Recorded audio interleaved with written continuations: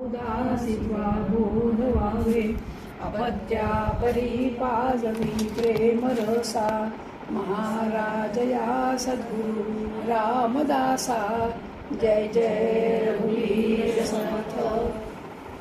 आज आपल्याला दुसरा दशक 10वा समास पडत मूर्ख आणि ह्याच्यावरती आज आपल्याला थोडंसं चिंतन करायचं आहे.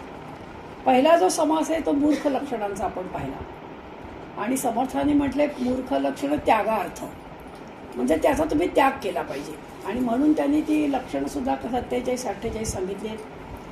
म्हणून ह्या दुसऱ्या दशकामध्ये 5 जे आहे ते दैवी गुण सांगितलेत आणि 5 जे आहेत ते आसुरी गुण सांगितले. कारण काय की हा दुसरा दशक जो आहे तो आपल्याला आत्मचिंतना करतायत की आपल्यातले सगळे दोष आपल्याला काढून टाकायचे आणि आपल्याला माणूस व्हायचं आहे. म्हणजे आपण माणूस आहोत पण चांगला माणूस व्हायचा आहे. आणि म्हणून कारण समर्थांची इच्छा अशी होती की सगळा समाज सुधारला पाहिजे आणि त्यामुळे समर्थांची कळकळ असल्यामुळे ते 5 लक्षणं चांगली, 5 लक्षणं वाईट लक्षणं सांगितलीत आणि त्यापैकी हा जो आहे समास हा पढत मूर्खांचा आहे. एक गोष्ट सांगते, म्हणजे पढत मूर्ख कोणते कळेल. समर्थांच्या वेळेला एक सदाशिव शास्त्री म्हणून होते. काशीला गेले, सगळा अभ्यास केला आणि स्वतःला ते पंडित म्हणू लागले. हुशार होते, ज्ञानी होते. आणि मग त्यांनी सांगितलं हातामध्ये दिवसा पण मशाल घ्यायचे आणि कोणी त्यांच्याशी वादविवाद करायला आलं की ते म्हणायचे माझ्याशी वादविवाद करा, जर का मी हारलो तर ही मशाल बंद करीन आणि माझी जीभ कापून देईन. आणि असं करत करत त्यांनी काशीपासूनची सुरुवात केली आणि सगळ्यांना हरवत तर ज्ञानीच होते आणि शेवटी समर्थांकडे आले. आणि समर्थाने आल्या, आता सर्वज्ञ असल्यामुळे समर्थ ओळखलं समर्थाने कशा करता हे आले. तेव्हा ते मला ते सगळं ऐकून घेतलं की तुम्ही खूप ज्ञानी आहात असं ऐकलंय आणि म्हणून तुमच्याशी मला चर्चा करायची आहे, आपण वादविवाद करूया. ठीक आहे म्हणे. मग तिथून एक मोळी विका जात होता. कल्याणाला समर्थाने हाक मारली आणि सांगितलं कल्याण त्या मोळी विकाला आण बोलू. मोळी विका आला आणि त्यांनी एक रेग मारा सांगितली आणि मोळी विका सांगितलं त्या रेगाच्या पलीकडे तू कोण आहेस रे म्हणे. तर तो म्हणाला की मी क्षुद्र आहे. मग पुन्हा आणखीन एक मारली, आता तू कोण आहेस. तर म्हणे मी वैश्य आहे, म्हणजे वाणी आहे. पुन्हा एक रेग मारली, पुन्हा पलीकडे झाला, आता तू कोण आहेस. मी क्षत्रिय आहे. पुन्हा रेग मारली आणि मग कोण आहे, मी ब्राह्मण आहे. म्हणजे माझे 4 जन्म झाले आणि या 4थ्या जन्माच्या पूर्वी मी ब्राह्मण होतो. आता तू असं कर, ह्या जे आहेत दिवसा हातात मशाल लावून उभे आहेत त्यांच्याशी तू चर्चा कर. आणि त्यांनी चर्चा करायला सुरुवात केली. हे बघतच राहिले. मोळी विक्या डोक्यावर मोळी होती, परंतु ह्यांनी हा ब्राह्मणातल्या म्हणजे 4थ्या जन्मातला त्यांना सगळं आठवलं आणि चर्चा केल्यानंतर लक्षात आलं की ह्यांना त्यांनी हरवलं सदाशिव शास्त्रीला. आणि मग सदाशिव शास्त्रीने ती मशाल बंद केली आणि समर्थांमध्ये माझी जीभ कापून देतो. हे झाले पडत मूर्ख. म्हणजे सगळं माहिती आहे पण अशा नको ती नवस करून नको ते हे लावून काय उपयोगी. समर्थ म्हणाले अरे तू इतका ज्ञानी पंडित आहेस पण आपला सगळा जो वेळ आहे तो वाया कशात घालवतोयस. तर लोकांना दाखवण्याकरता की मी किती पंडित आहे आणि तर त्याच्यासाठी तुझं पांडित्य तू वाया घालवतोयस. याला म्हणायचं पडतं मूर्ख. म्हणून समर्थ पहिल्या ओबीत म्हणतायत मागा सांगितलेली लक्षणे मूर्खा अंगी चातुर्य बाणे आता ऐका शहाणे असोनी मूर्ख. म्हणून एक वेळ मूर्ख परवडला, कारण तो बोलून तर मूर्खच आहे, पण हा जो आहे हा शहाणा स्वतःला म्हणतोय पण आहे मूर्ख. आपल्या सगळ्यांना माहिती आहे की दारू वाईट आहे, सिगारेट ओढू नये, त्याच्यावरती अनेक गोष्टी दिलेल्या असतात. तरीही आज आपण काय बघतोय, तरुणांमध्ये काय दिसतंय, हे सगळे पडत दुःख झाले ना. सगळं माहिती आहे, माहिती नाही असं नाही. आपला देह हा नश्वर आहे, हे चंचल आहे, तरी आपण किती गोष्टी पुढे करून ठेवतो. हा क्षण वाया घालवतो. म्हणजे आपण पण झालो म्हणजे पडत मूर्ख. जशी एक गोष्ट आहे ती सगळा राजसी यज्ञ करून झाला धर्मराजांचा आणि धर्मराजाने एक घंटा ठेवली होती की जो कोणी असं अचाट कृत्य करेल त्यात तेव्हा ती घंटा वाजवायची. त्याच्याकडे एक ब्राह्मण आला आणि ब्राह्मण म्हणाला की मला काहीतरी हवंय, म्हणजे मला दान मिळावं म्हणून ह्या उद्देशाने आलोय. धर्मराज म्हणाले माझा दान द्यायचा जो वेळ आहे तो संपला, आता तुम्ही उद्या या. असं म्हटल्याबरोबर भीमाने घंटा वाजवली. धर्मराज म्हणाले घंटा का वाजवली, म्हणजे तुम्हाला एवढं माहिती आहे का मी उद्या जगीन. इतकं जर क्षणभंगूर जीवन आहे तर उद्या मी देईन, म्हणून कुठलंही जर कार्य चांगलं करायचं असेल तर उद्या परवा न करता कधी लगेच करून टाकावं. कारण हे मन मोठं चंचल आहे ना मधामध्ये. आणि हे जे असतात ते पढत मूर्ख. पढत मूर्ख म्हणजे काय, याला म्हणतं लर्नेड फुल्स. सगळं माहिती असून जे पुन्हा तसंच वागतात ते पढत मूर्ख. तया नाव पढत मूर्ख शोती न मानावे दुःख अवगुण त्यागिता सुख प्राप्त होईल. बहुश्रुत आणि व्युत्पन्न प्रांजळ बोले ब्रह्मज्ञाना दुराशा आणि अभिमान धरी तो पढत मूर्ख. बहुश्रुत म्हणजे खूप ऐकतोय, अत्यंत ज्ञानी आहे, ब्रह्मज्ञान संपन्न आहे, तरी पण त्याच्याकडे आहे दुराशय अभिमान. आपल्या ज्ञानात जसं आता गोष्ट सांगितली असा त्याच्याकडे जो अभिमान असा जो असतो तो पढत मूर्ख. नंतर मुक्त क्रिया प्रतिपादी सगुण भक्ती उच्छेदी स्वधर्म आणि साधना निंदी तो एक पढत मूर्ख. ज्या सर्वसाधारणपणे सगुणाची पूजा करायला आवडते, देवाची पूजा करायची, देवळात जायचं, रोज देवाला वेगवेगळं नटवायचं. आता उद्या आपल्याकडे पाडवा आहे, ही फुलं आणू ती फुलं आणू काय आरास करू, आणि त्याच्यामध्ये आपण रमतो. पण हे तथाकथित जे असतात पढत मूर्ख तेव्हा पण ते काय वेळ घालवणं आहे, ह्यातून काय मिळणार आहे, हा खरंच देव आहे का, म्हणजे आपल्याही मनामध्ये नको नको त्या शंका आणायच्या आणि जे लोक करतात त्यांच्याही मनात आणायचा. समर्थ म्हणतात तो आहे म्हणजे आपला स्वधर्म पळायचं नाही, पण जे साधना करतायत त्यांना पण निंदायचं, तो झाला पढत मूर्ख. आपले न ज्ञाते पळे सकळांचे शब्द ठेवणे प्राणी मात्रांचे पाहे होणे. काही लोकांचा स्वभाव बघा असा असतो, आहेत हुशार, आहेत ज्ञानी, पण आपण ज्ञानी हा अभिमान तर असतोच, पण समोरचा जो माणूस आहे त्याच्यामध्ये अवगुण किती आहे तेच पाहिजे. आपण त्या दिवशी तसं पाहिलं की सुंदर रांगोळी काढली आहे तर त्या रांगोळीचं कौतुक नाही करायचं, माझी भाची इतकी सुंदर रांगोळी काढते, ढमकी कशी करते, म्हणजे हे समोरासमोर कौतुक करायला सुद्धा मनाचा मोठेपणा लागतो आणि तो दाखवायचा तो आहे पढत मूर्ख. या सगळ्यामध्ये आपण बसतोय का हे प्रत्येकाने आपापलंच पाहायचं, कोणाला सांगायची गरज नाही. शिष्या असं अवज्ञा घडे का तो संकटी पडे जयाचे मी शब्द मन मोडे. जर का असा तथाकथित पढत मूर्ख जर गुरु झाला तर तो शिष्याला इतक्या वेगवेगळ्या साधना कठीण कठीण सांगतो की त्याला करणं शक्य नसतात. मला एकदम ह्याची आठवण झाली, नागपूरला आमच्याकडे अशाच तथाकथित म्हणाव्या का कशा म्हणाव्या माहीत नाही, पण एक ज्ञानी होते आणि त्यांचा शिष्य वर्ग असा खूप होता. त्यांनी काय सांगावं, 48 तास तुम्ही उभं राहून नॉनस्टॉप जप करा. किती कठीण आहे, इतकं सोपं आहे का 48 तास उभं राहून करणं. मग ते अशावाल्या ह्याच्या शिष्य असा बरं आता गुरुने सांगितलं त्यामुळे करणं भाग आहे, बिचारा करतोय, करावं का, असे जे आहे ते पढत. रजोगुणी तमोगुणी कपटी कुटीळ अंतःकरणी वैभव देखोनी वाखाणी. जो तथाकथित जो असा गुरु आहे, सगळे जरी शिष्य आले त्यातल्या त्यात जो श्रीमंत आहे, ज्याच्याकडे गाड्या 4-5 आहेत, जो धनवान आहे, ज्याच्याकडे बंगल्या मोठाली आहेत, त्याच्या पुढे पुढे करणार, त्याचीच वाखाणणी करणार. खरं म्हणजे भगवंताच्या दरबारात सगळे सारखे, गरीब काय श्रीमंत काय, ज्ञानी काय अज्ञानी काय, भगवंताला सगळे सारखे, पण असे न मानता जो त्या वैभवाची वाखाणणी करतो तो पढत मूर्ख. गुण सांगता अवगुण पाहे तो एक मूर्ख.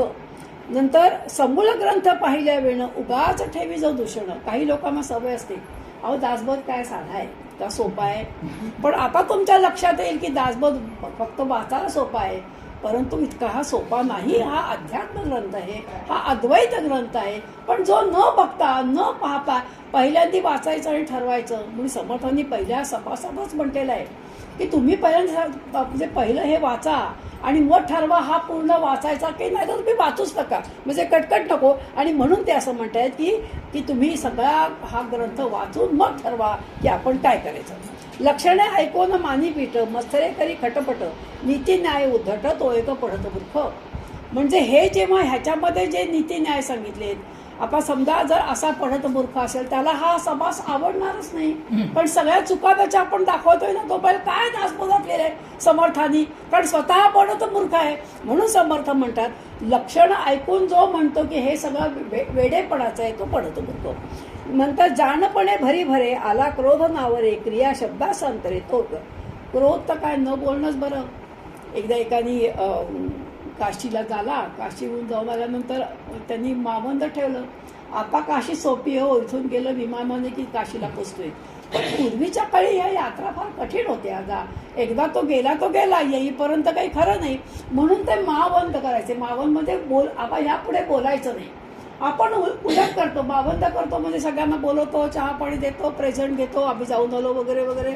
म्हणजे ह्या सगळ्या याचा अर्थाचा अनर्थ आपण करतोय. मावध म्हणजे मी काशी बघून आलो, म्हणजे असं म्हणावं की काशीचं दर्शन झालं म्हणजे मग आणखीन दर्शन नाही घेतलं तरी हरकत नाही, अशी ही काशी. आणि म्हणून मुख बंद करायचं ते उलटं होतं. आणि अशा वेळेला जो हा आला, एका मित्राने विचारलं, काय रे एवढा काशीला जाऊनस, काय सोडलंस? कारण जनरली काशीला गेल्यानंतर काहीतरी सोडायचं असतं. जनरली माणसाला जे आवडत नाही ते सोडतात. असं नसतं करायचं, जे आपल्याला आवडतंय. आता समजा एखाद्याला खूप रबडी आवडते, ती सोडावी, म्हणजे मग खरं सोडणं. तो मला मी क्रोध सोडला, अरे वा छान, जे हवं ते सोडलं. मग पुन्हा दुसरा मित्र आला, काय रे तू काशी मला सोडलंस, अरे क्रोध सोडला. असं करता करता 15-20 वेळा कोणी कोणी येत आहे आणि तो बोलतोय. शेवटी ते मला, तुम्हाला काही अक्कल नाही का, कळत नाही का मी क्रोध सोडला? हा क्रोध सोडणं नाही. समर्थ म्हणतात मनापासून क्रोध सोडावा, म्हणजे क्रोध येता कामाच नाही. आणि म्हणून समर्थ म्हणतात ज्याच्या जो पढत मूर्ख असतो त्याला माहिती आहे क्रोध हा वाईट आहे, तरी हे बघा काही गोष्टी ज्या आहेत त्या क्रोध करायलाच लागतात, पण तो मनापासून करता कामा नये. मुलगा चूक करून आलाय, चोरी करून आले, अरे वा आलास का बाळा चोरी करून, असं म्हणता कामा नये. त्याला 2 रपाटे मारायलाच पाहिजेत, पण हा तेवढ्या करताय. पण सतत जर तो म्हणजे क्रोधिष्ठ असेल तर ते बरोबर नाहीये, असं समर्थांचं म्हणणं आहे. वक्ता अधिकारे विण वक्तृत्वाचा करीशीण वचन जयाचे कठीण. काही बघा असे असतात वक्ते की ते मुळी इथे बसतात, पण ह्या श्रोत्यांचीच परीक्षा बघा मी किती हुशार आहे, तुम्ही हे वाचत, हे पण नाही वाचत, तुम्हाला हे माहिती, हे पण नाही माहिती, हे स्तोत्र, असं जे करतात ते पढत मूर्ख. श्रोता बहुश्रुतपणे वक्तयास आणि उणे. आणि काही श्रोते असे असतात, एकदा माझं भागवत होतं साताऱ्याला, ती बाई मुळे भागवत घेऊनच बसायची, छोटं भागवत, आणि म्हणायची आज बरोबर सांगितलं, बरोबर थांबला. म्हणजे मी काय बोलते पेक्षा मी बरोबर थांबले ना, हे महत्वाचं. असे जे श्रोते असतात, या श्रोत्यांना त्यांचं सगळं लक्ष नको त्या ठिकाणी असतात, तर ते जे आहेत ते पढत मूर्ख आहेत. वाचाळपणाचा निगुणे तो एक पढत मूर्ख. दोष ठेवी पुढिलांसी स्वतःची स्वय आपणापाशी, ऐसे कळ माझ्या अशी. त्यातच कळच तुम्हाला जे अवगुण माझ्यात आहेत, पण दुसऱ्यातले अवगुण पाहायचे. अहो दुसऱ्यातले अवगुण पाहणं खूप सोपं आहे.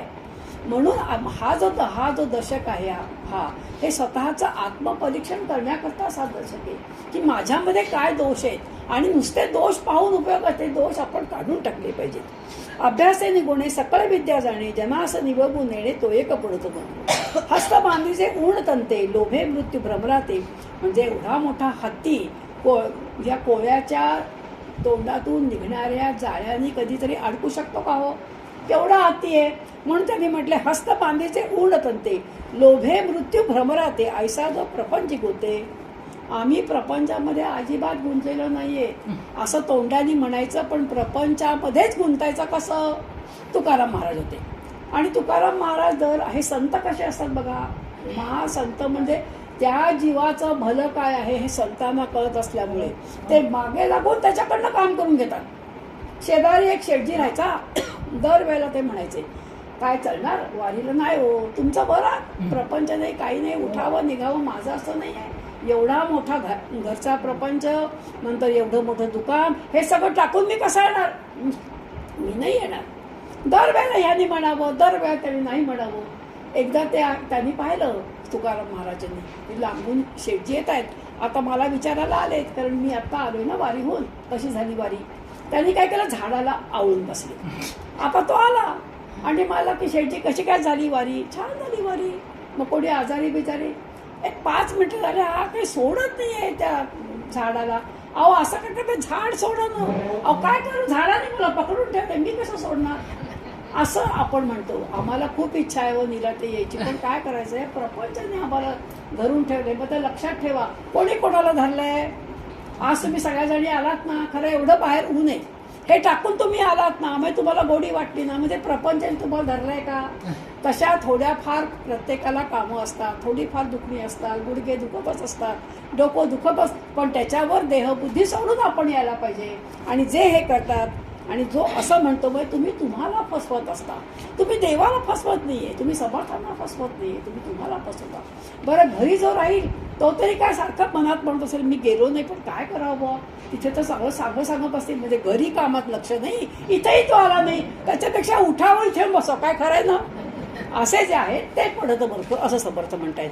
जेणे उडी वही अंगासी त्याची दृढ मानसी देहबुद्धी जयापासी तो.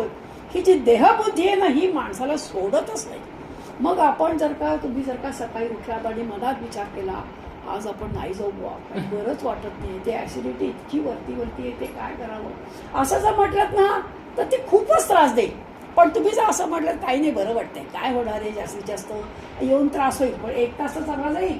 ह्याला त्यांनी म्हटले की ह्या ज्या उणीव आहेत ह्या आपणच निर्माण करतो, पण ह्यांना बंद करायचं काम आपणच कर. म्हणून दृढ भरी मानसी मी काही झालं तरी ह्या शुक्रवारी जाणार म्हणजे जाणार. तुम्ही जर एक पाऊल टाकलं ना भगवंत येऊन तुम्हाला मदत करतो. असं आपण अनेक वेळा पाहतो. आणि म्हणून समर्थ म्हणते असा जो करतो तो पडत उरतो. सांडून या श्रीपती जो करी नरस्तुती का दृष्टी पडेल या कीर्ती. एखादा श्रीमंत आलाय, समजा आता ह्या ठिकाणी एक आमदार बसला, आता मी रामाचं कौतुक न करता समर्थांचं दासबोध न करता त्याचंच जर कौतुक करून राहिले, अहो नरश्रेष्ठ का नारायण श्रेष्ठ, कोणाचं कौतुक करायचं, नराचं. त्या नर काय आज आहे उद्या नाही, ती आमदारकी काय उद्या पटकन निघून जाईल. म्हणून समर्थ म्हणतायत की तुम्ही नराची स्तुती करू नका, नारायणाची स्तुती करा. तो नारायण तुम्हाला मदत करेल आणि तो जे हे करत नाही तो पडत मूर्ख. देवा विसरे जो मानव तो एक म्हणजे वर्णी स्त्रियांचे अवयव नाना नाटके हाव भाव. काही कीर्तनकार बघा असे असतात तर तुम्ही पुढे कीर्तनाच्या ह्याच्यामध्ये पाहालच 5 समाज समर्थांनी कीर्तनाचे लिहिले. कीर्तनकाराला असं वाटतं की सर्वसाधारणपणे बायका जास्त असतात, कुठेही गेलं तरी पुरुषांची संख्या कमी असते, बायकांसंख्या जास्त असते. त्यामुळे बायकांकडे बघून बोलायचं, बायकांसारखं नाट्यछटा करायच्या, त्यांच्या अवयवांचं हे जो करतो तो पडत मूर्ख असं समर्थ म्हणतायत. भविष्य सांगो लागे जगी तो एक पण अत्यंत व्युत्पन्न आहे, अत्यंत विरक्त आहे. पण अशा विरक्त माणसांनी लोकांचं भविष्य सांगायचं का. समर्थ स्वतः प्रयत्नवादी होते, समर्थ स्वतः यत्न तो देव जाणावा मानणारे होते. समर्थ म्हणतात रेखा देतो की पुसून जाते. हातावरती समजा तुमच्या रेखेमध्ये असेल की तुम्हाला ह्या वेळेला पैसा कमी असेल पण तुम्ही तुमच्या प्रयत्नांनी ते यश मिळवू शकता. अशा म्हणजे ह्याचेही समर्थ असल्यामुळे त्यांनी मग सांगितलं की अशा लोकांनी लोकांचे हात बघू नयेत आणि लोकांना भविष्य सांगू नये, कारण भविष्य आपण आपलं घडवू शकतो मनात आणलं तर, असं समर्थांचं म्हणणं आहे. श्रवण होता अभ्यंतरी गुणदोषाची चालना करी परभूषणे मत्सरी तो एक पडतो. श्रवण खूप करतोय पण उपयोग काय, त्याचा जो उपयोग करून नाही घेतला तो उपयोग काही नाही. नंतर मग क्रियेविण ब्रह्मज्ञान बोलतो पडतो बोलतो. नाही भक्तीचे साधन, नाही वैराग्य ना भजन, क्रियेविण ब्रह्मज्ञान बोलेतो. त्यावेळेला समर्थांच्या वेळेला काय होतं, असे कीर्तनकार आणि असे जे होते प्रवचनकार त्यांच्या सगळ्यांचं वर्णन समर्थांनी इथे जास्त केलेलं आहे. कारण त्यावेळेचा समाज त्यावेळेचा होते, कारण 5 या आदिलशाही ह्या सगळ्या मुसलमानांनी हैराण केलं होतं लोकांना. बायकांना घराच्या बाहेर पडणं कठीण होतं, लोकांना आपला हिंदुत्व धर्म टिकवणं कठीण होतं, लोकांना देवळात जाणं कठीण होतं, कारण सुलतानी आणि आसमानी सुलतानी खूप जास्त होती. आणि म्हणून समर्थ असं सगळं त्यांच्या वाङ्मयामध्ये ह्याचं लिखाण का लिहिलेलं आहे की 12 वर्ष त्यांनी जो प्रवास केला आ सेतू हिमाचल, आणि जो सगळा झालेला समाज जो पाहिला की घाबरलेला आहे, त्या समाजाला परत जागेवरती आणायचं काम. आता सुद्धा फारशी स्थिती वेगळी नाही, आताही आपल्या सगळ्या हिंदूंना एकत्र यायची वेळ आलेली आहे.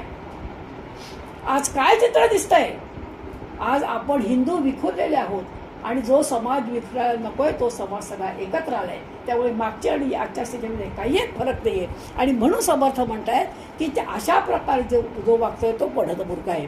मागे एक पुढे एक ऐसा जयाचा दंडक, बोले एक करी एक तो पडत मूर्ख. की तर खूप लोकांना सवय असते पुढे एक बोलायचं, तोंडात खूप कौतुक करतं, ती बाई तिथून निघून गेली, काय सांगावं तिचं, काही बोलू नका. हे जर कोण तर पडत मूर्ख. अंगात हिंमत असेल तर तोंडावर बोलावं, हिंमत नसेल तर काहीच बोलू नये असं मी नाही बरं का समर्थ म्हणतायत. म्हणून बोले एक करी एक तो एक मूर्ख. प्रपंचविषयी साधार परमार्थीच्याचा अनादर, जाणपणे जे आधार तो एक पडत मूर्ख. म्हणजे प्रपंचाचीच खूप आवड आणि मात्र परमार्थाची अनाबर आहे. परंतु लोकांना दाखवण्याकरता येऊन तो बसतोय, लोकांना दाखवण्याकरता टिळे मला घालतोय, अंगात भगवे कपडे घालतोय, पण अनादर कशाचा आहे? परमार्थाचा आहे. आवडी कशाची आहे? प्रपंचाची आहे. त्यामुळे असा जो वागतो तो पढत मूर्ख. दांभिकता हा पढत मूर्खाचा मुख्य लक्षण आहे. दांभिकपणा फार वाईट, आणि अशापासून आपल्याला फार सावध राहावं लागतं. कारण दिसायला तर हा रोज सकाळ, जसं मी त्या ऑर्थोपेडिक हॉस्पिटलवर नोकरी करायची जैन हॉस्पिटलला, सकाळी उठून हे जैन लोक, जैन असं नाही हो, पण मी जैनमध्ये करायची म्हणून मी ते सांगते. अगदी चांदीच्या तांब्या, पाया चपला घालायच्या नाही, सोवळं नेसायचं आणि त्या देवळात जाऊन यायचं. म्हणजे दिवसभर खोटेपणा लबाडपणा करायला मोकळे, त्याला म्हणतं दांभिक. हे तुम्हाला उदाहरण म्हणजे कळावं म्हणून सांगते की दांभिक कोण. यथार्थ सांडू तो वचन दो रक्षू बोले मन, ज्याचे जिणे पराधीन तो. पराधीन जिणं फार वाईट आहे, स्वाधीन जिणं पाहिजे. म्हणून स्वाधीन जिणं देण्याकरता आपली तब्येत चांगली पाहिजे. एका संतांनी असं म्हटलं होतं, आपल्याला जर का आता परमार्थाला लागायचं असेल, सर्वसाधारणपणे 50-55 वर्ष झाली की माणूस त्या परमार्थाला लागतो, तेव्हा आपल्या पुढच्या जीवनाची तयारी करून मग आपण परमार्थाला लागावं. कारण जो पराधीन होतो ना सुनेवरती, घरावरती, तर त्याचं जीवन फार कठीण असतं. आता अनेकांना कसंही जगावं लागतं. हे सगळ्या ठिकाणी शक्य नाही, पण ज्यांना शक्य आहे त्यांच्यासाठी हे सांगता येईल. रात्रंदिवस करी श्रवण न संडी आपले अवगुण. आहे तिथेच तो दगड नसतो का हो, कितीही वर्ष पाण्यात ठेवानं काही फरक पडत नाही. तो दगड दगडासारखाच राहतो. म्हणजे बोलायला हा श्रवण करायला जातोय, पण घरी येऊन सुनेची भांडण, नवऱ्याची भांडण, शेजारच्यांची भांडण, मग उपयोग काय? म्हणजे आता मध्ये मी डहाणूला गेले होते, तर माझी एक मैत्रीण आहे दांभिक स्वभावाची. तिच्या तोंडावर दोघी तिघींनी म्हटलं, अगं दासबोधाचे अभ्यासक आहे, दासबोधाचे अभ्यासक आहे, दासबोधाचे ऐकणारे, हे माणसाच्या वागणुकीवरनं कळलं पाहिजे की हा दासबोधाचा अभ्यास आहे, हा दासबोधाचं श्रवण करतोय. तुम्ही जर तसेच राहिलात तर मग उपयोग काय? म्हणून तुम्ही तुमच्यामध्ये हळूहळू बदल केला पाहिजे. हा बदल अत्यंत आवश्यक आहे. म्हणून ते म्हणतायत की निरूपणी भले भले श्रोते येऊन बैसले, क्षुद्रे लक्षुनी बोले तो. निरूपण करा, निरूपण ऐकायला सगळे श्रोते तर खूप आहेत, पण त्याच्यातला वागणारे त्याप्रमाणे अति कमी आहेत. पण जे तसेच राहतात ते पडतो मूर्ख समर्थ. होत असता श्रवण देहासा आले उणेपण, क्रोधे करी चिन्ह चिन्ह तो एक पुढतं. आपण श्रवण करायला आलो, आता खूप पोटभर जेवून आलोय, काय होईल मग सांगणंच बरं. म्हणून भागवताला वगैरे असं म्हणतात, एक भुक्त राहा किंवा एकच धान्य खा. म्हणजे काय, अशी चिडचिड येतं का म्हणे, पायाला मुंग्या येतात, पोट भरल्यानंतर ढेकरा यायला लागतात, मग वायू सरकतो, मग त्रास होतो. म्हणून पोटभर जेवून न येऊ नये असं सांगतायत. आता तुम्ही कसं करताय माहित नाही मला. बरोन वैभवाचे भरी सद्गुरूसी उपेक्षा करी, गुरु परंपरा चोरी. म्हणजे गुरुकडून सगळं शिकायचं, पण हे सगळं मी सांगितलं आहे, हे सगळं माझ्यामुळे. म्हणून ते प्रवचनामध्ये जेव्हा प्रवचनकार बोलत असतो आणि एखादी गोष्ट कोणाकडून सरळ सांगावी, ही माझी नाही बरं, मी लोकांकडनं ऐकली ती सांगतोय, त्याला म्हणतं गुरु परंपरा चोरी करणं. ज्ञान बोलो नाही करी स्वार्थ, कृपणा ऐसा साची अर्थ, अर्थासाठी लावी परमार्थ. समर्थ म्हणतायत पैसे घेऊन जो बोलतोय त्याला किंमत नाही हो. कारण काय, मुळे हल्ली कितीचं पान. आत्ताच मी एकाचं ऐकलं, त्यांनी विचारलं की भागवत आम्हाला करायचं आहे, नाव सांगत नाही कोणाचं नाही, त्यांनी म्हणे 4.25 लाख मागितले. 4.25 लाख मागितले. मी आता खरं म्हणजे व्यासपीठावरून बोलते, त्यामुळे खोटं बोलायचं, तेव्हा त्या मला मी एवढे देऊ शकत नाही, मग 3-3.25 लाख करून द्या. अरे भगवंताची तुम्ही कथा करताय, अशी कुठली मोठी वेगळं सांगणार आहात, भगवंताच्याच गोष्टी सांगणार, त्याच्याकडनं एवढे पैसे. म्हणून समर्थ अर्थासाठी जो लावी परमार्थ. तुम्हाला खरं सांगू का, न मागता भगवंत एवढा देतो की किती घेशी दो करायला इतकी वेळ येते. असा असताना तुम्ही कशाला मागता? तो जो मागतो तो पडत मूर्ख. भक्ती मार्ग अवघा मोडे, आपणामध्ये उपंढर पडे, ऐसिये कर्मी पवाडे, तो पडत मूर्ख. भक्ती मार्ग सर्वसाधारणपणे जी माणसं असतात ती ज्ञानमार्गी नसतात, भक्ती मार्ग असतात. साधी सोपी सरळ जी भक्ती सोडून या ज्ञानाकडे कोण वळणार? पण मग त्याला जो हसतो, काय तुम्ही त्या हातामध्ये माळा घेऊन बसताय, काय जप करून स्वतः माळा घ्यायच्या नाहीत, स्वतः जप करायचा नाही, स्वतः भगवंताकडे जायचं नाही, स्वतः कधी पूजा, त्यामुळे पूजेतला काय आनंद आहे त्यांना काय कळणार? असा जो करतो. पण खरं सांगा, सकाळी पूजा केल्यानंतर त्या पूजेकडे आपल्याला बघत भरावं असं वाटतं ना.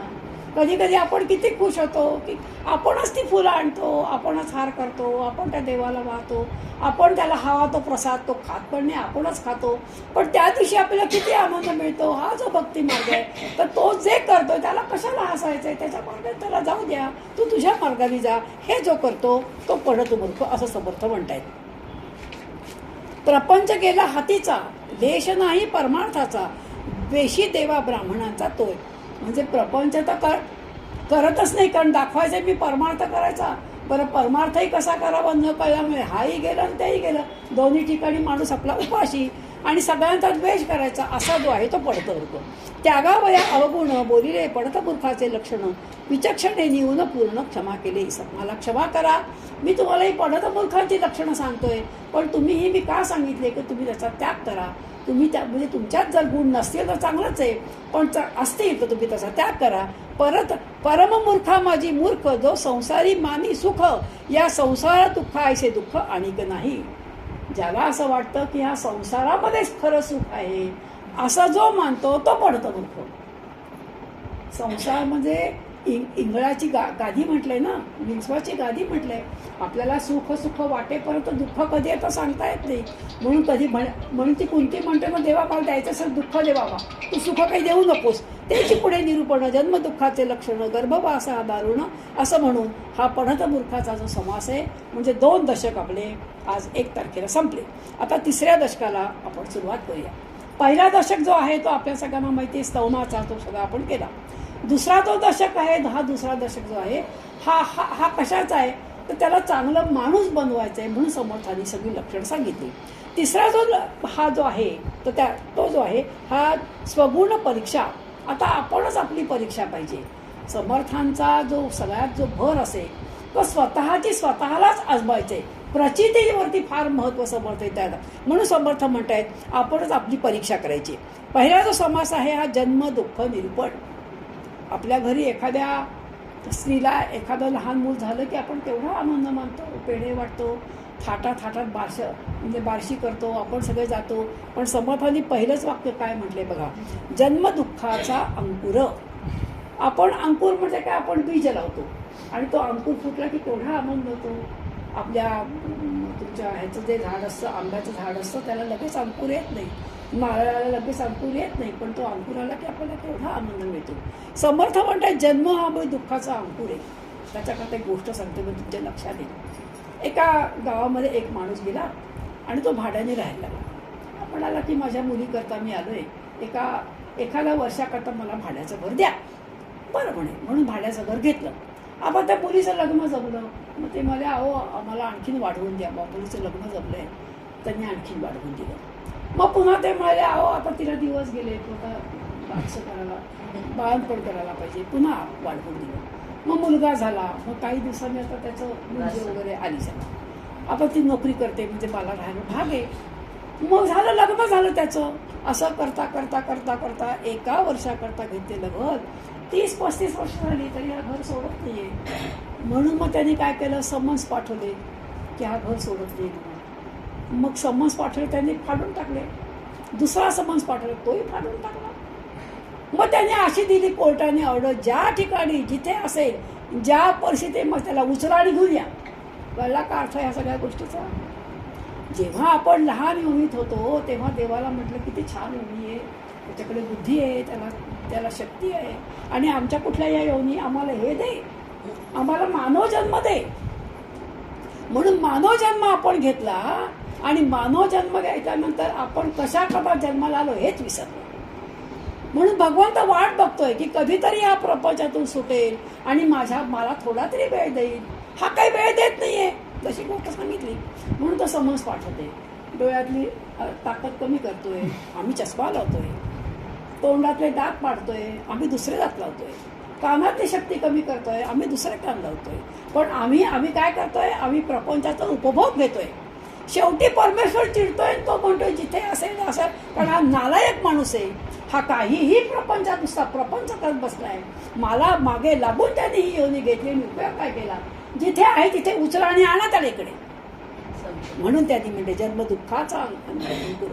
आपण त्याचे सगळे लाड करतो, पण लक्षात ठेवा हा दुःखाचा अंकुर आहे, कारण ह्याच्यापासून दुःख सुरू होतं.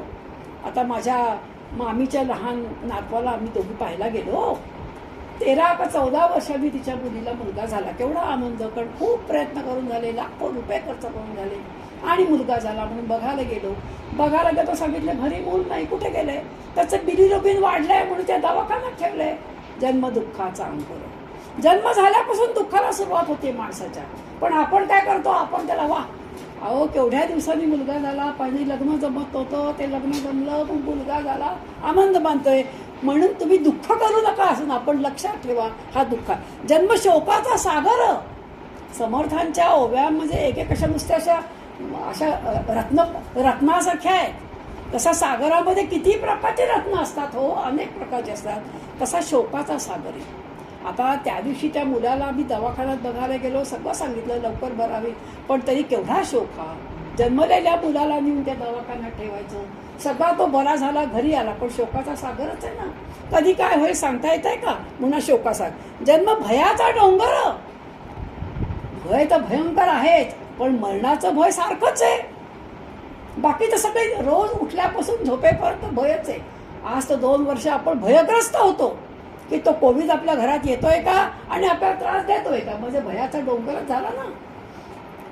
जन्म कर्माची अट. जन्म का मिळाला आपल्याला हा.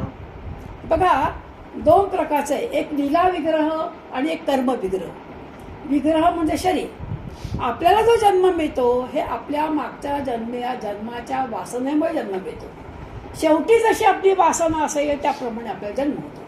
आपणच हा जन्म मागितलेला असतो, कारण आपल्या इच्छा पूर्ण झालेल्या असतात.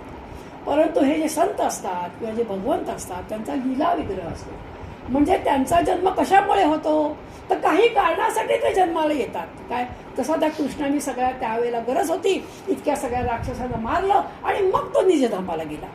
ज्ञानेश्वर माऊली जन्माला आली त्यावेळेला त्या परिस्थितीमध्ये ज्ञानेश्वरीची गरज होती, कारण गीता काही सगळ्या लोकांना कळत नव्हती. पुढे ज्ञानेश्वर लिहिली आणि किती 23-24व्या वर्षी काम संपल्याबरोबर निघून गेले. म्हणजे त्यांचं येणं आणि जाणं त्यांच्या हातात असतं, आपलं असं नाही आहे. आपण जेव्हा येतो तेव्हा आपल्याला रिटर्न तिकीट मिळालेलं आहे, पण फक्त कधीच हे माहिती नाही. पण प्रत्येकाला रिटर्न तिकीट त्याच्याजवळ आहे. पण संतांना असं नाही आहे. समर्थांना जेव्हा वाटलं की जावं तेव्हा समर्थ गेले. शिवाजी महाराजांनी देह ठेवल्यावरती त्यांच्या लक्षात आलं देह ठेवून काय करायचं आता, ज्याच्यासाठी मी जन्माला आलो. या हिंदू धर्माचा प्रचार झाला, लोकांना भयमुक्त केलं, मन मंगट मेंदू सगळ्यांची बलवान केली आणि मग समर्थ निजधामाला गेले. पण आपला जन्म असा नाहीये. जरी कितीतरी लोकांना असं वाटतं. आता मी परवा माझ्या इथल्या एका मैत्रिणीला भेटायला गेले. 7 वर्ष नवरा त्या ह्याच्यावर आंदोलनाला खिळलेला. ती म्हणाली मी सुद्धा देवाला म्हणायची की कारण काय जीवन काही अर्थ नाही, कारण त्याला सगळ्याचा विसर पडला होता आणि शिवशी सगळं तिथे, बायकोला जिथे ओळखत नव्हते तिथे खाणं अशा. पण म्हणून जीव जाईल का. ती म्हणाली मी देवाला विनंती करायची की ह्याला लवकर नाही, पण म्हणून जाईल का, जे ते रिटर्न तिकीट जेव्हा असेल तेव्हाच जाईल ना. पण ह्या संतांचं असं नसतं.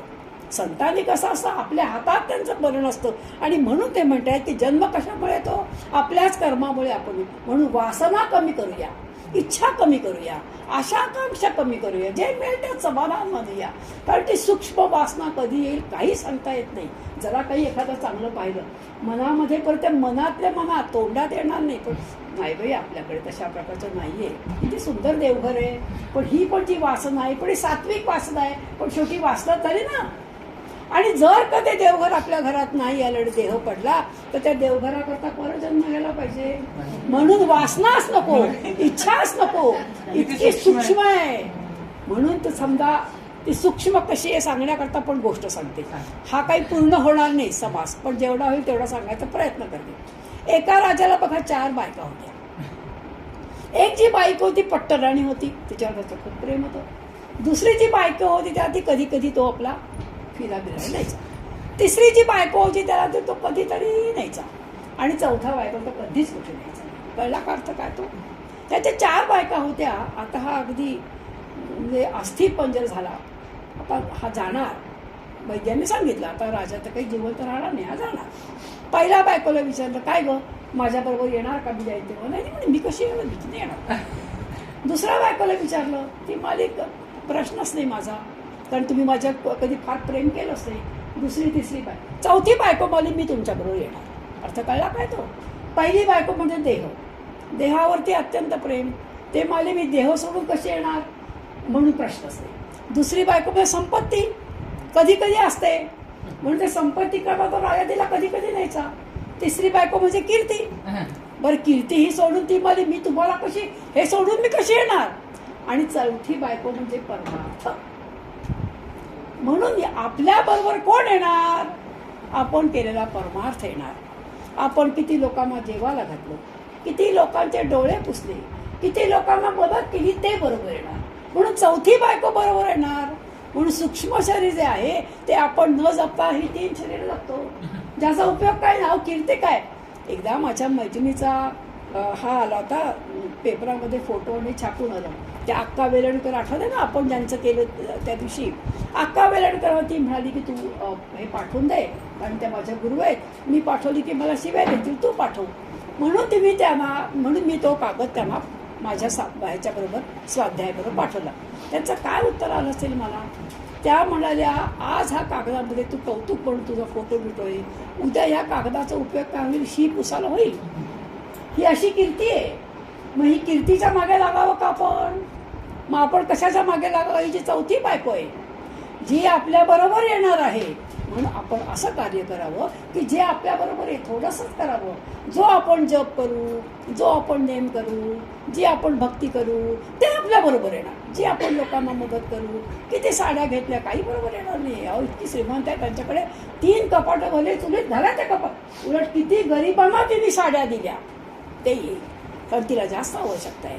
किती लोकांना तुम्ही जेवायला घातली, तुम्ही रोज पंचपक्वान्न घालताय, त्यांनी उद्या विष्ठाच होणार आहे. आज तुम्ही आता पुढे येणार आहे. जरी तुम्ही कितीही पंचपक्वान्न खाली तरी उद्या काय होणार त्याचं. म्हणून ते म्हणताय की ही जी चौथी बायको आहे, ह्या चौथ्या बायकोच्या मागे लागूया. म्हणजे हा जो परमार्थ आहे, हा जो सूक्ष्म देह आहे, त्याला जपूया.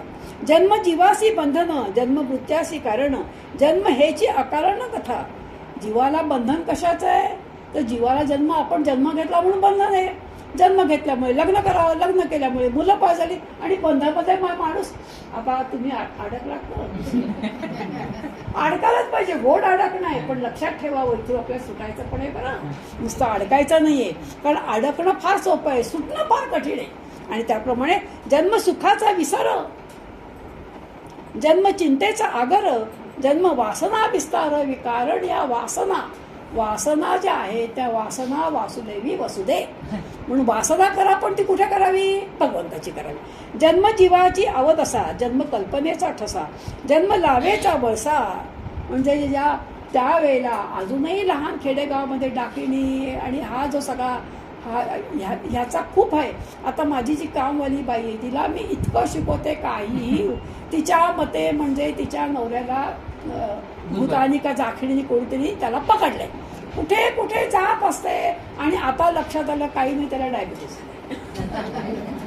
ती माझी काकू तुम्हाला किती वेळा सांगत होतात मी तुमचं कधी आहे अगं अशी जाखिणी वगैरे काही नसतं ग, पण त्यांना पटतच नाही त्या गोष्टी. हेच सगळं सांगितलंय. अजून आहे, अजून खूप आहे, लोकांना त्याच्यावर खूप विश्वास आहे. जन्म लावेचा वसा ममता रूप, जन्म मायेचे मैदावे, जन्म क्रोधाचे विरावे, जन्म मोक्षास आडवे विघ्न आहे.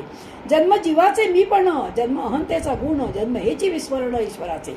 जन्म झाल्याबरोबर तो जेव्हा आईच्या पोटात म्हणजे असतो जीव, तेव्हा तो असा असतो, तू आणि मी एक, सोहम सोहम. आजही बघा त्यावेळेला समर्थांनी दिलंय. आजही तुम्ही जर का त्या ह्याचा फोटो पाहिलात, म्हणजे सोनोग्राफीमध्ये पाहिलं तर बाळ असंच असतं ना, हात जोडलेले असतात ना, आणि समोर कोण असतो? भगवंत असतो. तू आणि मी एक, तू आणि मी एक. पण बाहेर आल्याबरोबर हात सुटतात, कोण मी कोण आहे. म्हणजे जन्म झाल्याबरोबर काय होतं तर मुळी भगवंताचं विस्मरणच होतं.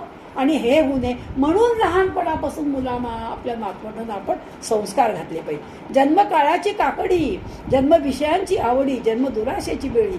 जन्मकाळाची काकडी, हा काळ काकडीप्रमाणे खातो. जसं सीतामाईकडे हा गेला, हनुमान गेला, आणि हनुमान गेल्यानंतर त्यांनी सगळं सांगितलं वर्णन, बाकी सगळी गोष्ट माहिती आहे.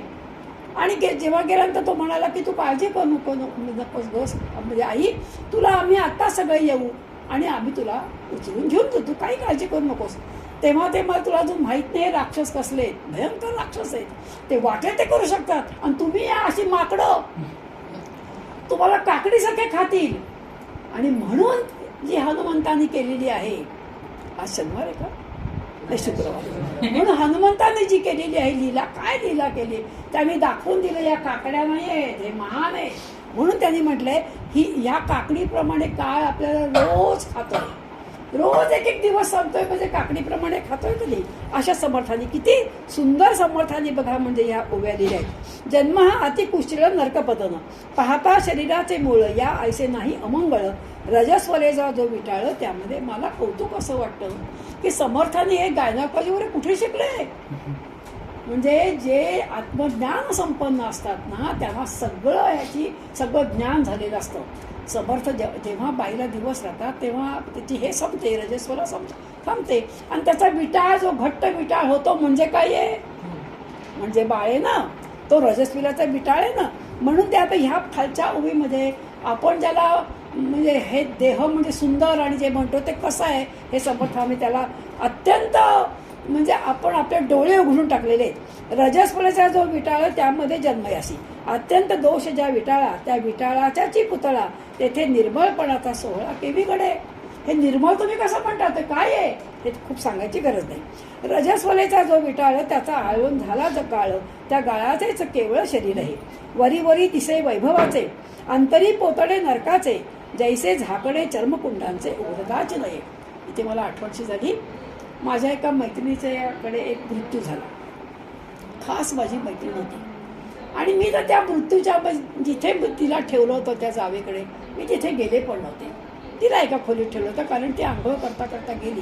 तिचा नवरा औरंगाबादला होता आणि म्हणून ते येईपर्यंत आम्ही तिला एका खोलीत ठेवलं होतं. आणि त्यांचं खूप मोठं कुटुंब, आल्या गेलेला चहा पाणी करणं, मिक्सर बदलणे कामं होते करत. आता सकाळपासून पोटामध्ये अन्नाचा कण नाही. हिच्यापेक्षा जी मोठी मुलगी ती डॉक्टर आहे, ती मला घ्यायला आली. हिला विचारलं की कुठे गेली आई, सांगितलं असं असं गेली ईशा मावशीकडे. ती घ्यायला आली. ती मला आई चल, म्हटलं नाही गं हे एवढं सगळं आहे नाही. म्हणजे चल, सकाळपासून तुझा चेहरा सांगतोय, तू अन्नाचा कण नाही घेतलायस. आणि तिच्याकडे दुसऱ्या दिवशी बघा खूप मोठा एक कार्यक्रम होता म्हणून 15-20 किलोचं श्रीखंड काय केलेलं होतं. हे एवढे मोठे हार सगळी तयारी. मी म्हटलं काय करायचं ना, हे श्रीखंड जर कोणाला कळलं तर सरळ टाकून देतील का, एवढं महागायचं श्रीखंड आणलेले, हे मोठे मोठे हार गुलाबाचे.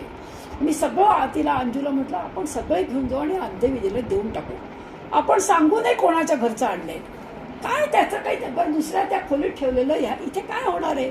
आपण थोडेसे आता कर्ममार्गात न अडकतात थोडेसे आपण. मग मी घरी आले तर मला अंजू म्हणाली, मी म्हटलं अंजू मी आंघोळ करून येते. तेव्हा ती मला आंघोळ कशाला करायची. म्हटलं अगो वा गं त्या घेऊन आले, तू त्या बाईला पाहिलंस का नाही, तू त्या बाईला हात लावलास का नाही, तू तिचं दर्शन घेतलंस आहे, मग आंघोळ कशाला करतेस. ती मध्ये आई मी दवाखान्यातून आत्ता आली, मी 4 पेशंटना हात लावून आले आणि 4ही मेलेले होते, मी आंघोळ केली. माझ्या मुलीने माझे डोळे उघडले. मग मी विचार केला खरंच आपण किती कर्मकांडामध्ये पडतो की का आपण घाबरतो.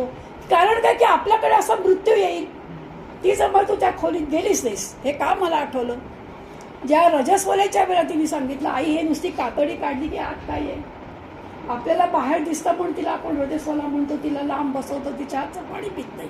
पण ह्याच्यामध्ये काढल्यानंतर आत काय आहे ऐकायला पण येत नाही. काय संबंध ऐकायला येणं दासबोधाचा काय. म्हणून आपण थोडेसं सुशिक्षित होऊया. दासबोध वाचनाने आपल्या ज्या भ्रामक कल्पना होत्या त्यात आपण सोडून देऊया. हे बघा लगेच जाऊन तुम्ही पूजा करा असं मला म्हणायचं नाही, परंतु ऐकायला काय हरकत आहे. नुसतं कामानेच हा पळवाद आहे, हा पलायनवाद आहे, हा तुम्हाला ऐकायला यायची इच्छा नाही हे आहे. त्या काळी लांब का बसवायचंय त्याचं तुम्ही शास्त्र जाणून घ्या. त्या काळी सगळी शारीरिक कष्ट खूप होते. लांबून पाणी आणावं लागायचं, दळावं लागायचं आणि बायकांना कंपल्सरी आराम मिळत नव्हता. आता आपल्याला कुठले कष्ट आहेत हो. गॅस म्हणजे उघडतोय, तुमचा मिक्सर आहे, काय आपण कष्ट करतोय. शारीरिक कष्ट आपल्याला काय आहे तरी आपण म्हणतो दमलो, ती गोष्ट वेगळी. पण मागच्यासारखे आपण कष्ट करतोय का. मग आता हे सगळं गोष्टी सोडून द्या. मी असं म्हणत नाही की जिला 3 दिवस आहे तिने लगेच जाऊन पूजा करावी का तिने त्या एखाद्या मोठे यज्ञ सुरू आहे तिथे जावं असं म्हणत नाही. पण असं इथे श्रवणाला यायला, जसं आता आम्ही 13 कोटीचा जपाचा संकल्प केलाय. मला फोन येतात, नीलाताई आमच्याकडे माझे दीर गेले, मी काय करू. अहो जप करा ना. दीर गेले गावाला तुम्ही आहात इथे तर काय होय. अहो जपच मॅक्झिमम करावा. थोडे सुधारूया ना आपण. उलट त्याला साथ रामनामच देईल ना. तर त्याच्या नुसत्या विचारात तुम्ही दुःख मानत बसणार आहात, त्यातून तुम्ही बाहेर कसे पडणार? म्हणून हा जो समास आहे हा समजून घेऊया की नुसती कातडी काढली की रक्तच आहे ना, मग फक्त बाहेर दिसलं रक्त की ते वाईट आणि मग हे आहे ते म्हणजे हा जो आहे आपण मुळात शरीरच अमंगळ आहे म्हणून परत जन्म नको आपल्याला, कारण ते अमंगळच शरीर आहे, मुळी मंगलमय शरीर नाहीच आहे. अशा प्रकारचा विचार करायला लागूया. त्या गोळाचे देवळ शरीर आहे, वरी वरी दिसे वैभवाचे, वरून छान दिसतंय, नटून थटून चांगले, पण आत काय आहे?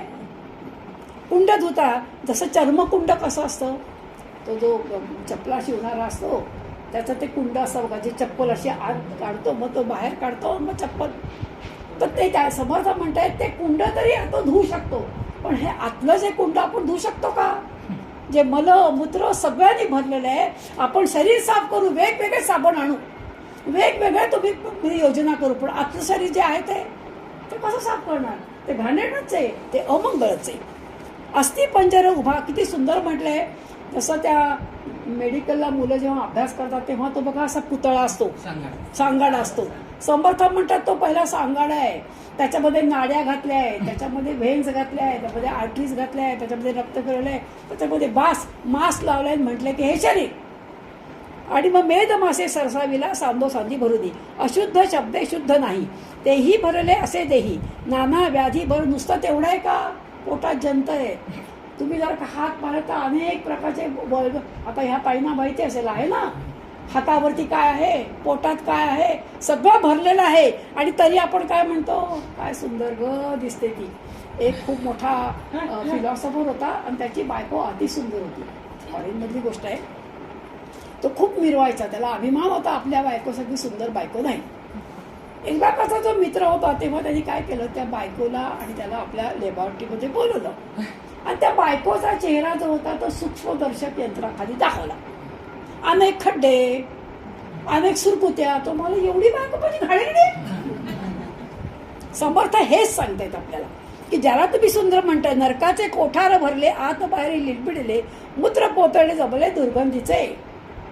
म्हणजे आपल्या पोटामध्ये नको नको ती कोठारं भरलेली आहेत, वरून जरी किती मुलामा केला तरी आत काय लक्षात ठेवा. म्हणजे आपल्याला डोळे का ते उघडवत आहेत, त्यांना ते सगळं तुम्हाला दाखवायचं काय आहे की ज्या शरीरावर तुम्ही एवढं प्रेम करता, हे शरीर तरी तुमचं आहे का? त्या ज्याला तुम्ही सुंदर म्हणता ते खरंच सुंदर आहे का? मग आता प्रेम कोणावर करावं हे दाखवण्याकरता तुम्हाला ते म्हणजे नाण्याच्या दोन्ही बाजू दाखवत आहेत. आता पुढचा जो आहे दशक तो आपल्याला भक्ती मार्गाकडेच नेणार आहे. हे सगळं तुम्हाला जे रियालिटी कळली की मग तुम्ही पुढे जा. जसं प्रातःकाळी घाणी पडे, मुखी मळासखी लाळ थुंका आणि मळ पीत स्मेषा प्रबळ, तया असं म्हणती मुखकमळ. या मुखकमळावरती किती कवींनी सुंदर सुंदर काव्य केलंय, पण ते खरंच मुखकमळ आहे का? तुम्ही विचार करा. पोटी घालता दिव्यानं, काही विश्रा काही वमन, भागीरथीचे घेता जीवन त्याची. जरी तुम्ही गंगेचं पाणी अगदी पवित्र म्हणून प्यायला तरी दुसऱ्या दिवशी ती काय आहे? लघुशंकाच आहे. असं हे शरीर आहे. एवं मळमूत्र आणि वमन, येण्याची देह वाढे जाणं यदर्थी संशय नाही, पोटी नसता मळमूत्र बोको. समजा जर का मळमूत्र बाहेर आलं नाही तरी, समजा 4-5 तास हे झालं नाही तरी पण डॉक्टरकडे धावावं लागतं ना, हा सगळा निसरा बावाच लागतो. म्हणून निर्मळपणे काढत होता तरी देह पळे तत्वता, एवं देहाची व्यवस्था ऐसी असे. ऐसा हा धड असता यथाभूत पाहू जाता, मग ते दुर्दशा सांगता शंकाबाधी. ऐसे हे अशा ह्या आईच्या कारागृहामध्ये मूल आहे म्हणून दाखवलं. आईचं हे कारागृहच आहे ना. बरं, मूल पहिली लहान असतं तेव्हा त्याला जरा फिरायला वेळ असतो, पण जेव्हा ते मूल खूप मोठं मोठं होतं त्याची त्वचा जी असते ती अत्यंत अशी कशी मऊ आणि शांत असते. आईच्या डोहायला लागते म्हणून तिखट आंबट आणि काय काय नको नको ते खाते, त्याला त्रास होतोय पण ते बिचारा बोलूही शकत नाही. अशा या कारागृहामध्ये ते लेकरू पडलेलं आहे आणि त्या कारागृहामध्ये तो उकडतोय. उन्हाळा आहे, आता त्या पोटामध्ये श्वास घ्यायला जागा नाही आहे, कारण 9ही जी आपले द्वार आहेत ती बंद आहेत. 2 डोळे, 2 नाक, 2 कान, 1 मुख आणि खालचे 2, अशी ह्याला 9 द्वारे म्हणतात.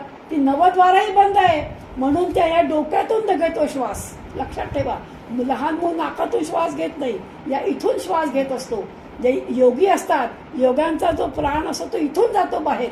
आणि अशा प्रकारे ते म्हणतायत की त्वचेविण गर्भ खोळे तव मातासी डोहाळे, तीक्ष्ण सर्वांग पोळे त्या बाळकाचे.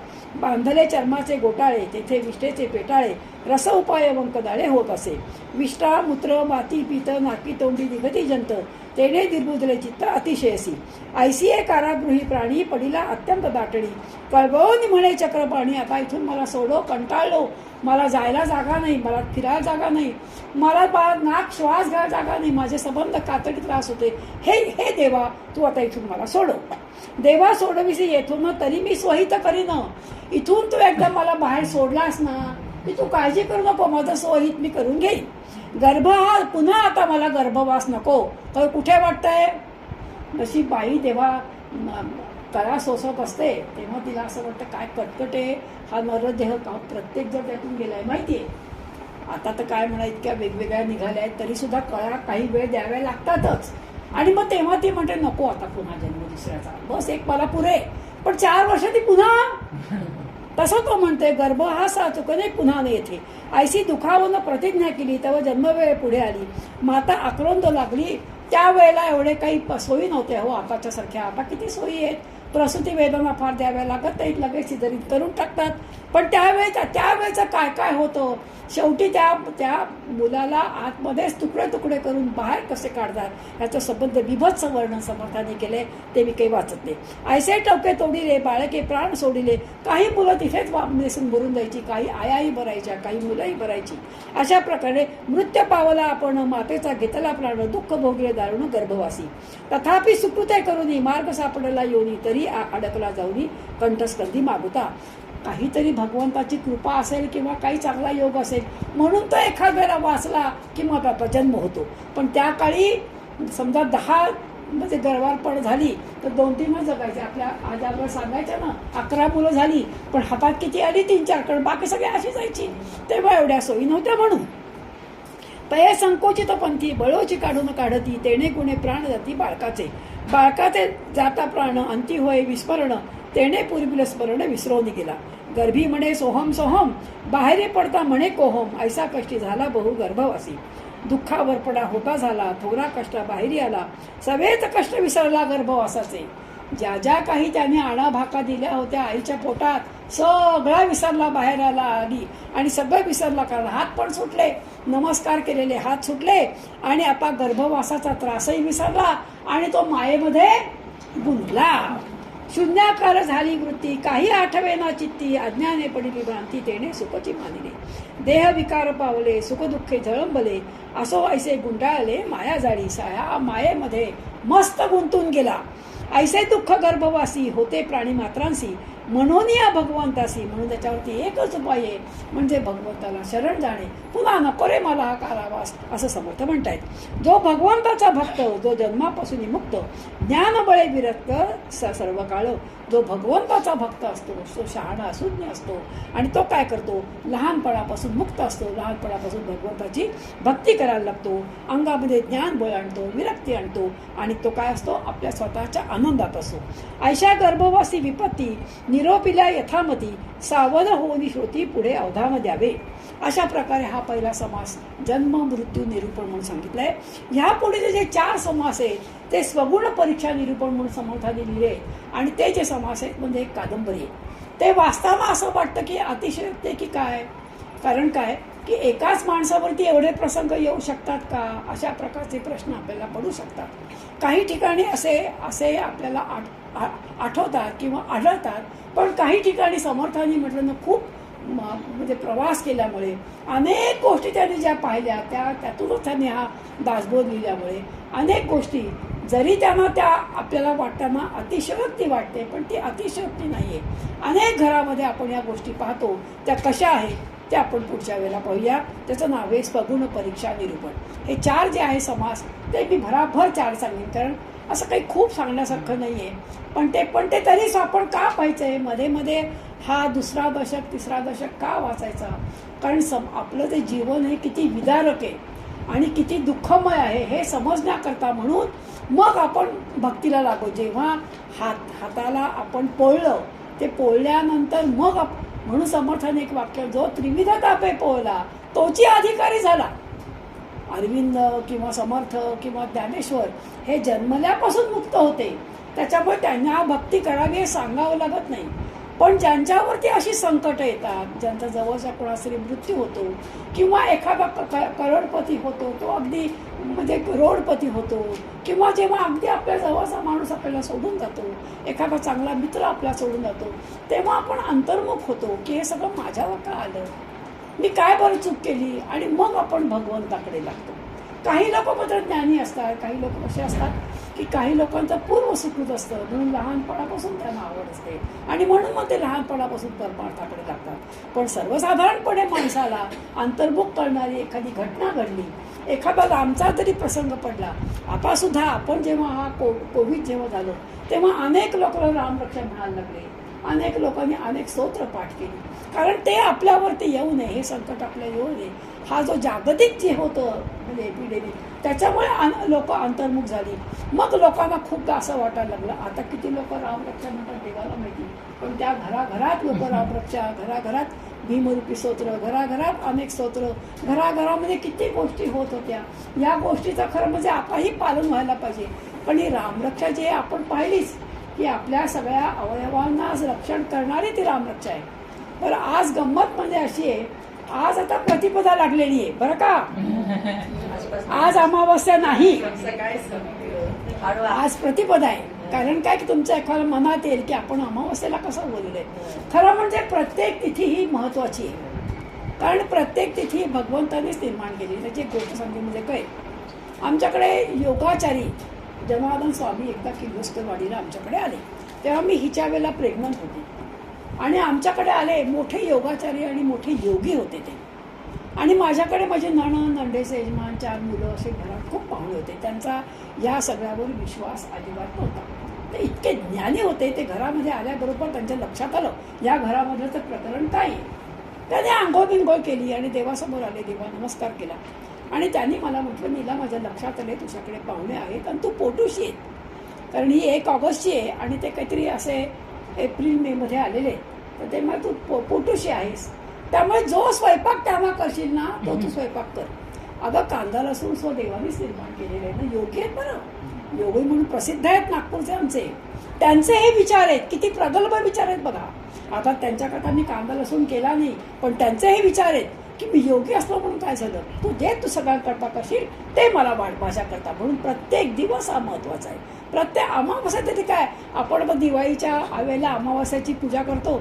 नवरात्रामध्ये बंगालला मध्ये कलकत्त्याला अमावस्येला घट बसतात, प्रतिपदाला बसत नाहीत. म्हणून अमावस्या, उलट अमावस्या महत्वाची का की सगळे दुर्गुण टाकायचे, सगळी कुविद्या टाकायची. उद्या नवीन पालवी फुटणार आहे, त्यामुळे उद्याच्या दिवसाकरता आपण सज्ज व्हायचंय. कसं सज्ज व्हायचंय, आपण चांगला माणूस व्हायचंय, आपण सगळे चांगले विचार घ्यायचे, सगळे दुर्विचार टाकून द्यायचे. आतापर्यंत ज्या ज्या आपण अंधश्रद्धा म्हणून पाळत होतो त्या सगळ्या टाकून देऊया, सगळ्या आपण चांगले बघूया. उद्याचा दिवस खूप चांगला आहे, चांगल्या मुहूर्ताचा दिवस आहे, सगळ्यांचं हे पुढचं वर्ष चांगलं जावं. आपण उत्तम साधक होऊया, आपण ईश्वराची भक्ती करूया. मला कौतुक वाटतं, रूपा काय, ही काय, ती रश्मिका, ह्या वयामध्ये त्यांना यावंसं वाटतं. हिच्या तर मुलाने मला उत्तर दिलं होतं, जेव्हा मी हे दासबोध सांगायची प्रत्येक गुरुवारी 1 दशक बोलायची मी आणि तो टेप करायचा, ऑडिओ हे करायचा, तेव्हा त्याला मी म्हणायची, राघव तू सुरू करणे जा, कशाला, कारण 45-50 मिनटं मला लागायचे.